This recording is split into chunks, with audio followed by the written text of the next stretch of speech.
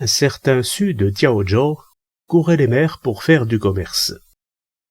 Dérouté par une soudaine tempête, il se retrouva, ouvrant les yeux, dans une crique au fond de montagne couverte d'une luxuriante végétation. Dans l'espoir d'y découvrir des habitants, il amarra l'embarcation et débarqua, chargé de provisions, grains et viandes boucanées. À peine s'était-il avancé à l'intérieur qu'il se vit entre deux falaises percées de grottes aussi serrées les unes contre les autres que des alvéoles d'abeilles. Il en sortait une sorte de bruit confus de voix humaines. À l'entrée de l'une d'elles, il arrêta ses pas pour y jeter un coup d'œil. Il y avait là 2 yakshas aux dents qui s'alignaient comme autant de crocs de hallebarde. Les yeux scintillant tels une paire de lampes, ils dévoraient une biche encore palpitante, qu'ils déchiraient de leurs griffes. Horrifié au point de ne plus se sentir l'âme chevillée au corps, Su s'apprêtait à dévaler la pente sans demander son reste. Mais les créatures l'avaient aperçu. Abandonnant leur festin, elles s'emparèrent de lui et l'entraînèrent à l'intérieur. À l'issue d'une brève discussion qui ressemblait à un échange de pépiments d'oiseaux et de cris de bêtes, elles se mirent en devoir de lui arracher ses vêtements, apparemment dans l'intention de le croquer tout vif. Terrifié, le malheureux sortit de ses provisions et leur offrit du bœuf séché. Elles se les partagèrent sans se faire prier et revinrent fouiller le sac. Su l'agita pour leur signifier qu'il était vide. Les yakshas, mécontents, le saisirent à nouveau. « Lâchez-moi » suppliait-il. « J'ai à bord pot et marmite, tout ce qu'il faut pour cuisiner et mijoter. » Le discours, auquel ils ne comprenaient goutte, semblant attiser leur fureur, Su eut la bonne idée de leur parler avec les mains, ce dont ils paraissaient avoir quelque intelligence. Les yakshas le suivirent jusqu'au bateau où ils prirent les ustensiles et les emportèrent dans la grotte. Su lia un fagot, y mit le feu, fit bouillir les restes de la biche et les leur offrit aussitôt cuits. Les 2 créatures les engloutirent avec délectation. À la nuit tombée, elles roulèrent un gros rocher pour boucher l'entrée, comme si elles craignaient que leur cuisinier ne s'évadât. Su se coucha, recroquevillé, aussi loin d'eux qu'il le pouvait, peu rassuré sur le sort qui l'attendait. À l'aube, les 2 créatures sortirent, non sans prendre la précaution de refermer le repère. Un moment plus tard, elles revinrent avec un autre cervidé qu'elles lui confièrent. Su l'écorcha, le nettoya à l'eau qui coulait au fond de la grotte et le mit à cuire dans plusieurs marmites. Peu après arrivèrent des yakshas en nombre, tous réunis, dévorèrent avec un solide appétit. Le repas fini, ils montrèrent du doigt les marmites comme s'ils les trouvaient trop petites. 3, 4 jours plus tard, en effet, un yaksha vint la nuit apporter une de ces grandes marmites apparemment en usage chez eux. On lui amenait dès lors l'eau au chevreuil qu'on lui proposait de partager, sitôt la viande cuite. Il suffit de quelques jours de cohabitation pour que les yakshas se montrent plus chaleureux avec Su qu'il laissait libre de ses mouvements, le traînant comme un membre de la famille. Su comprenait peu à peu le sens des sons qu'il parvenait à distinguer, puis à imiter. Il finit par être capable de parler yaksha, ce qui accrut tant leur contentement en sa compagnie qu'ils lui amenèrent une femelle pour qu'il l'épousât. Au début, il n'osait pas trop l'approcher, mais comme elle écartait spontanément les cuisses, prête à le recevoir, il ne se fit pas prier très longtemps. Elle l'appréciait et lui laissait toujours les meilleurs morceaux, comme c'est le cas dans un ménage qui s'entend bien. Un jour, levé de bonne heure, un collier de perles autour du cou, les yakshas sortirent les uns après les autres comme s'ils attendaient la visite de quelque personnage important. Ils demandèrent à Su de cuire une plus grosse quantité de viande. Interrogé, sa femme lui donna l'explication. « C'est aujourd'hui l'anniversaire du ciel, notre roi. » Puis elle sortit se plaindre auprès des autres yakshas. « Mon homme n'a pas de glouglou. » Chacun détacha 5 perles de son collier et les remit à la femelle.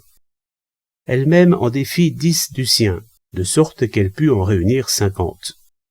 Elle les enfila avec une cordelette de ramille et les mit au cou de Su. Il les examina. Chacune aurait valu plus d'une centaine de pièces d'or. Un moment plus tard, tous étaient partis. La viande cuite, elle revint l'inviter à rencontrer le roi céleste. Ils gagnèrent une immense caverne, d'une superficie de plusieurs mots. Au milieu se dressait un rocher dont le dessus était aussi plat et lisse qu'une table autour de laquelle étaient disposés des bancs de pierre. Une peau de léopard désignait la place d'honneur. Les autres étaient couvertes de daim. Une rangée de 20 à 30 yakshas occupait les sièges. Un instant plus tard, un coup de vent soulevait la poussière. Tous se précipitaient dehors. Une créature géante arrivait, de même aspect que les autres yakshas. Elle s'engouffra dans la caverne, s'assit en tailleur, et considéra d'un regard d'aigle la foule qui était entrée à la suite et s'alignait de part et d'autre, tête levée et bras croisés. Après les avoir comptés d'un hochement du chef, le grand yaksha demanda « Êtes-vous tous réunis ici, gens du mont Womei ?» Le grondement de la foule lui répondit affirmativement. « D'où vient celui-là » demanda le roi en regardant Su. « C'est mon mari, » répondit la femelle. Tous devantaient ses talents de cuisinier. 2 ou 3 yakshas allèrent précipitamment chercher de la viande cuite et la déposèrent sur une petite table. Le roi en porta à sa bouche, se régala et en fit les plus grands éloges. Il leur recommanda de lui en faire des offrandes régulières, puis se tourna vers Su. « Comment se fait-il que son glouglou soit si court ?»« Il vient d'arriver. Il n'a pas encore pu s'en constituer un convenable. » Le roi en détacha 10 de son propre collier et les lui fit remettre. Les perles étaient aussi grosses que le bout d'un doigt, aussi rondes que billes de fronde. La femelle se hâta de les prendre et aida Su à les enfiler. Il remercia en langue yaksha, bras croisés. La royale créature repartit en coup de vent, si vite qu'elle semblait voler. La foule put alors profiter des restes du festin avant de se disperser.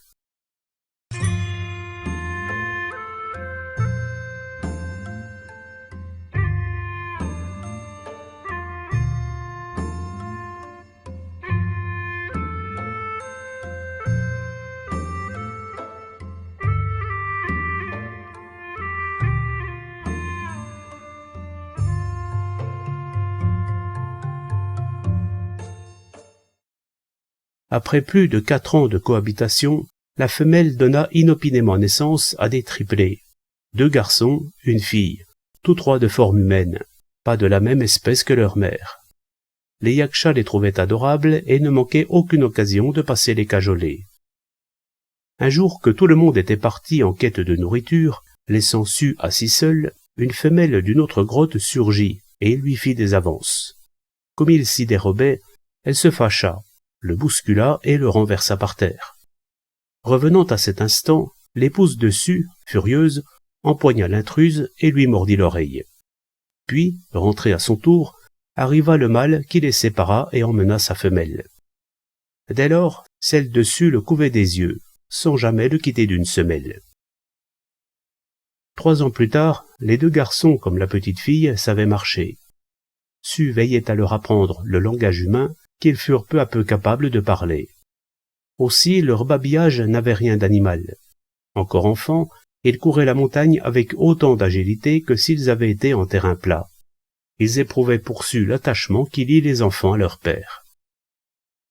Un jour que sa femme était sortie avec l'un des garçons et sa fille, et que leur absence se prolongeait, alors que se levait un fort vent du nord, saisi par la nostalgie du pays natal, Su emmena son autre fils au bord de la mer, où son vieux bateau était demeuré amarré. L'idée lui vint de rentrer avec lui. L'enfant aurait voulu prévenir sa mère, mais Su l'en empêcha. Père et fils montèrent à bord. Il leur suffit d'1 jour et d'1 nuit pour atteindre Tiaozhou. Arrivé chez lui, il trouva sa femme déjà remariée. Il vendit 2 perles pour une somme fabuleuse et vécut dès lors dans l'aisance. Son fils prit le prénom de Biao, qui signifie jeune tigre. À 14 ou 15 ans, il était capable de soulever un poids de 300 livres. Lutteur de gros gabarit, il fut remarqué par le commandant en chef de l'endroit, émerveillé, et nommé officier, chef de 1000. Dans les désordres qui s'étaient produits aux frontières, il acquit des mérites qui lui valurent d'être promu colonel à 18 ans. Un autre marchand qui sillonnait les mers fut alors entraîné à son tour par la tempête à Womei. À peine débarqué, il aperçut un jeune homme qui le dévisageait d'un air surpris. Comprenant que c'était un Chinois, ce dernier lui demanda d'où il venait. Le marchand le lui dit. Le jeune homme le conduisit dans une vallée écartée jusqu'à une petite grotte dissimulée par un taillis de ronces. Il lui recommanda de n'en point sortir, s'absenta un moment et revint lui apporter de la viande de cerf. Il lui dit spontanément « Mon père est aussi de Diaozhou ». Le marchand, après l'avoir questionné, comprit qu'il s'agissait de Su, l'un de ses clients, et ajouta en conséquence « C'est un vieil ami, son fils est maintenant colonel ». Le jeune homme n'avait aucune idée de ce que signifiait ce grade. Le marchand lui expliqua que c'était un titre mandarinal chinois. Qu'est-ce que c'est, un mandarin? C'est quelqu'un qui ne sort qu'en voiture ou à cheval, qui va qu'à ses fonctions dans d'imposantes salles. Quand il monte sur l'estrade pour lancer un ordre, tout s'obtempère. Ceux qui se tiennent à ses côtés ne le regardent que de biais. Ça, c'est un mandarin. Le jeune homme était impressionné. Pourquoi vous attardez ici alors que votre père est à Diaozhou? Le jeune homme lui expliqua ce qui s'était passé. Comme le marchand l'engageait à filer vers le sud, il objecta. J'y pense sans cesse, mais ma mère n'est pas chinoise et diffère des gens de votre pays tant par la physionomie que par le langage. De plus, ses congénères lui feraient un mauvais parti s'ils lui découvraient de telles intentions. C'est préoccupant et je n'arrive pas à me décider. Il ajouta en parlant. Attendez que le vent du nord se lève. Je vous raccompagnerai à votre bateau en vous priant de bien vouloir donner des nouvelles à mon père et à mon frère. Le marchand resta caché 6 mois dans la grotte. Souvent, il guettait à travers les ronces les allées et venues des yakshas. Terrifié, il se gardait de tout mouvement risqué. Un jour, alors que le vent du nord commençait à siffler, le jeune homme apparut et le guida en se faufilant prestement. « N'oubliez pas ce que je vous avais demandé », rappela-t-il en déposant un quartier de viande sur la table à bord. Le marchand promit et fit voile.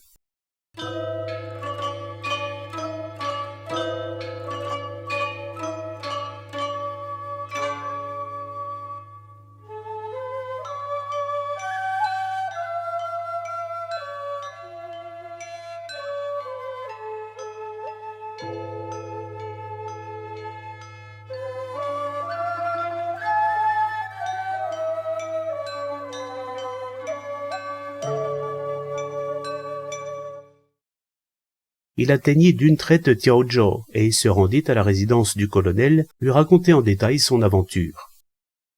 Biao apprit avec émotion et tristesse le sort de son frère et de sa mère, résolu à repartir les chercher. Son père s'y opposait fermement, inquiet des dangers de la mer et des embûches des créatures perverses.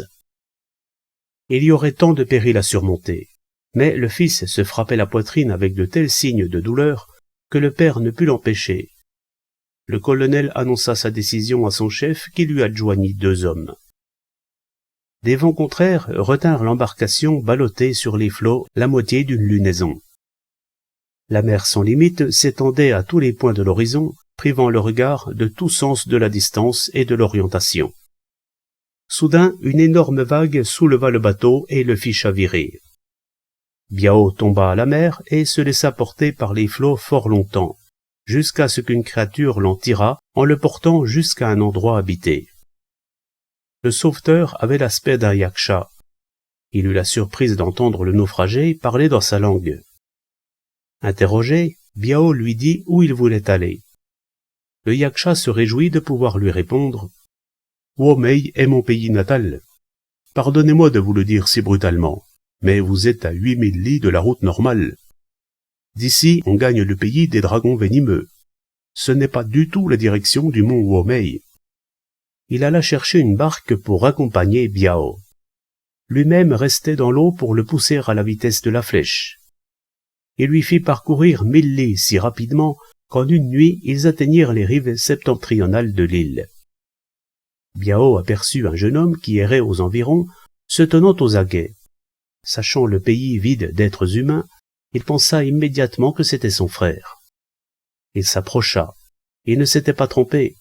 Il lui prit la main en pleurant. puis lui demanda des nouvelles de sa mère et de leur sœur. Comme son cadet lui répondait qu'elles allaient bien, Biao voulut partir sur le champ avec lui, mais il s'y refusa et s'en fut seul. Quand Biao se retourna pour remercier son sauveteur, lui aussi avait déjà disparu. Peu après, mère et sœur arrivaient. À la vue de Biao, elles fondirent en larmes. Il leur fit part de son intention de les emmener en Chine. « Si j'y vais, je vais être humiliée parce que je suis différente des autres, » s'inquiéta la mère. « Personne n'oserait. Votre fils occupe une position trop importante. » Le plan du retour arrêté, il se désolait des vents contraires qui rendaient aléatoire la traversée. La mère et ses enfants étaient en proie à une cruelle incertitude, quand soudain, les voiles de toile se gonflèrent en direction du sud. On entendait le vent mugir. « Le ciel vient à notre aide !» s'écria joyeusement Biao. Ils montèrent à bord les uns après les autres. L'embarcation fendait les flots à la vitesse de la flèche. Ils atteignirent le continent en 3 jours. Tous ceux qui les apercevaient s'enfuyaient. Biao ôta ses vêtements pour les partager entre ses compagnons de voyage. Arrivée à la maison, la femelle Yaksha commença par invectiver son mari, coupable de l'avoir abandonnée. Su s'excusa et implora son pardon. Ce n'est pas sans crainte et tremblement que les gens de maison vinrent saluer leur nouvelle maîtresse. Biao encourageait sa mère à se mettre à l'apprentissage du chinois. Son appréciation des soieries et des plats fins lui apportait consolation et réconfort, bien que mère et fille eussent préféré s'en tenir aux vêtements masculins de cavalier de style mandchou. Au bout de quelques mois, elle distinguait déjà des mots. Frère et sœur prenaient un teint de plus en plus clair. Lui s'appelait Bao, ce qui signifie léopard. Elle, Ye-er, enfant de la nuit. Tous deux étaient d'une incroyable force physique. Honteux que son jeune frère ne sût lire, Biao lui fit faire des études. Bao était si doué qu'il lui suffisait de parcourir une seule fois un texte de classique ou de travaux historiques pour le retenir par cœur. Mais il n'était pas tenté par la carrière de mandarin civil. Habile à manier la puissante arbalète et à galoper sur de fougueuses montures, il obtint le grade le plus élevé des concours militaires, puis épousa la fille d'un commandant de brigade. De race étrangère, Ye-er était plus difficile à marier. Il se trouvait qu'un certain Yuan, commandant de garnison sous les ordres de Biao, avait perdu sa compagne. Il dut l'épouser bon gré mal gré. Ye-er pouvait bander un arc de 120 livres et transpercer un oiseau à plus de 100 pas. Jamais elle ne ratait la cible. Yuan l'emmenait à chacune de ses campagnes, et c'est à elle qu'il devait la moitié de ses hauts faits qui le hissèrent à la position enviable de vice-préfet militaire. À 34 ans, Bao se vit confier le sceau d'un haut commandement. Sa mère l'accompagna dans ses opérations au sud où, chaque fois qu'il devait affronter de puissants ennemis, elle revêtait l'armure et brandissait la lance pour prêter main forte à son fils. Il lui suffisait de paraître pour mettre en fuite l'ennemi. Quand un décret impérial lui conféra le titre de viril baron, Bao présenta un rapport en faveur de sa mère, qui fut honoré par celui de dame.